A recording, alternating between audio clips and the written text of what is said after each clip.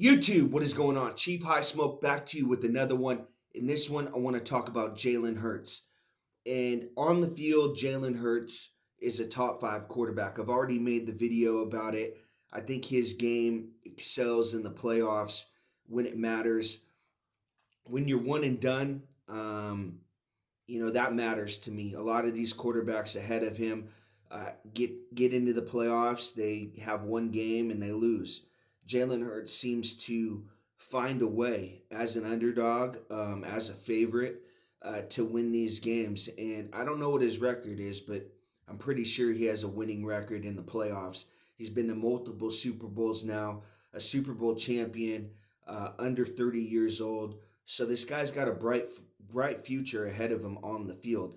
This video is more of off the field Jalen Hurts and what I think he's becoming, more of a prediction, seeing something before anyone else does. Listen, Jalen Hurts is becoming the next Colin Kaepernick.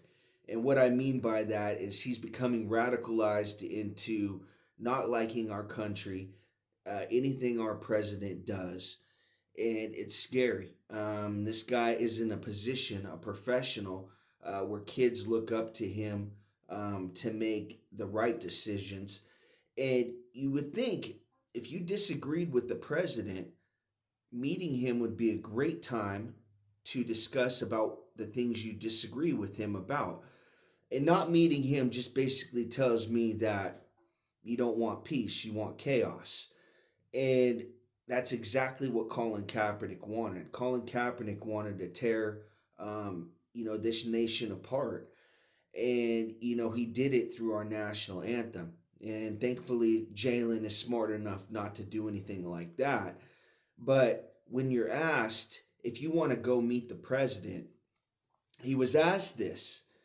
And there's not much of a quote on this, but he was asked straight up by a reporter, are you going to go to the White House to meet the president? And his answer was, and then he looked over at his agent, wife, friend, for them to comment. Now, if I say I'm hungry, right, and you hand me a plate of food, and I say, and then I look over for someone else to talk, you're going to think that's pretty disrespectful. And then I still walk around the party saying that I'm hungry. That's exactly what Jalen Hurts did. Guys got a chance to have some great dialogue with the president. You saw Saquon Barkley, someone that I praise, someone that I do see being in a position of office one day.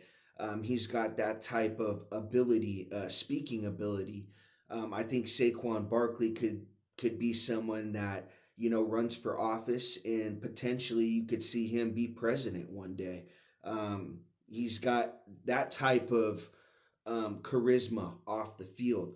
But, this video is about Jalen Hurts and him, not wanting peace. You would think, hey, if I've had multiple opportunities, if I don't like someone, but I know they're going to be at the same event I am going to be at, or the same place I'm going to be at, I looked at as that as an opportunity to talk to them about it.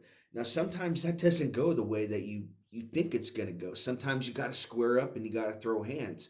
But at the end of the day, you're going to be closer with one another.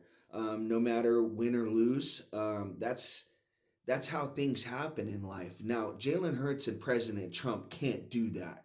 But what they can do is have some great dialogue, some great discussion on some of the things Jalen disagrees with the president on. And I think that would be amazing. I mean, a lot of people have taken the opportunity to do that. I mean, I realize you're not going to agree with everything the man does, but at the end of the day, he's trying to stop wars. He's trying to stop multiple wars, from happening. He's trying to stop people from having weapons. And I think, we need to look at him and as more of, thank God, thankfully, he's president, for securing us. You know, who's to say, something doesn't happen if one of these people get a nuclear weapon or something like that. So Jalen, I think, he could possibly become a Colin Kaepernick in the future. I think, this is someone that if he gets, multiple rings and someone that is in a big position of power, you could see him possibly make a power move like they did with the national anthem. So, yeah, I mean, I think Jalen Hurts does not want peace. I think he wants chaos.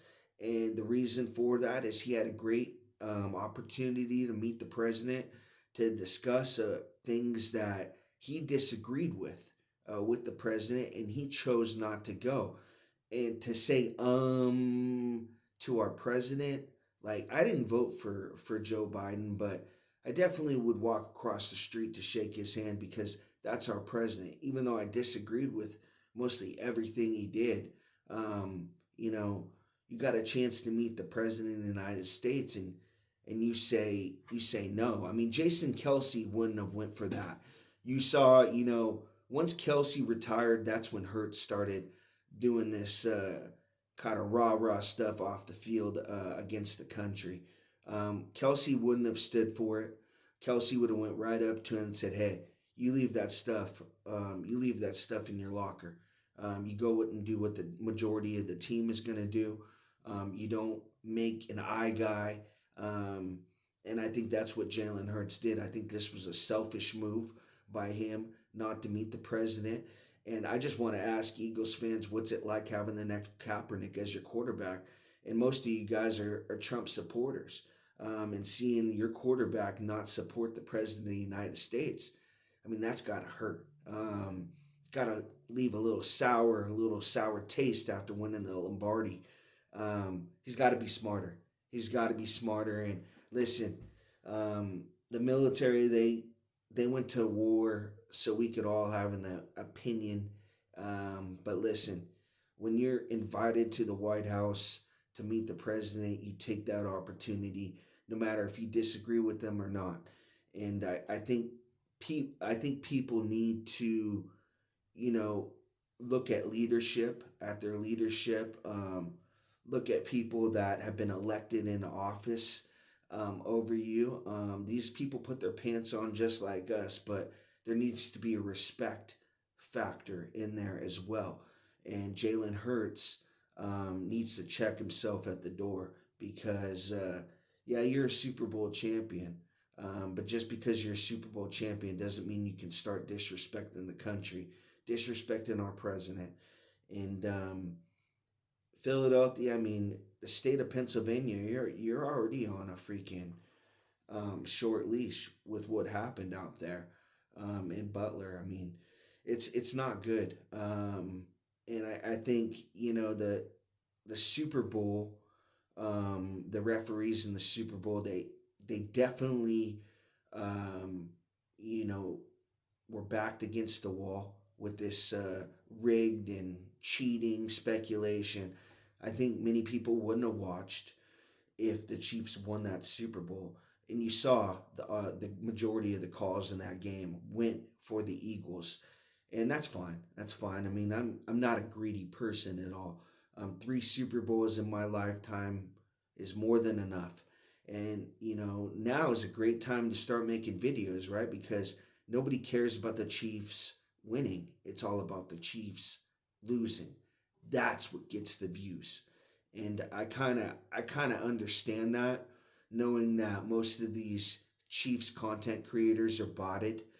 You look at their comments, and it's nothing to do about football. I mean, you'll have a guy with 280,000 subscribers. He's got 30 comments after a video. You got a kid. I don't even know if he's 18 or not, and he's making content. He just got here when Patrick Mahomes got here. Basically, Mahomes has been here for 10 years now. He would have been 9 years old watching. This guy's got, I think he's got 20,000 subs, and claims he works for ESPN.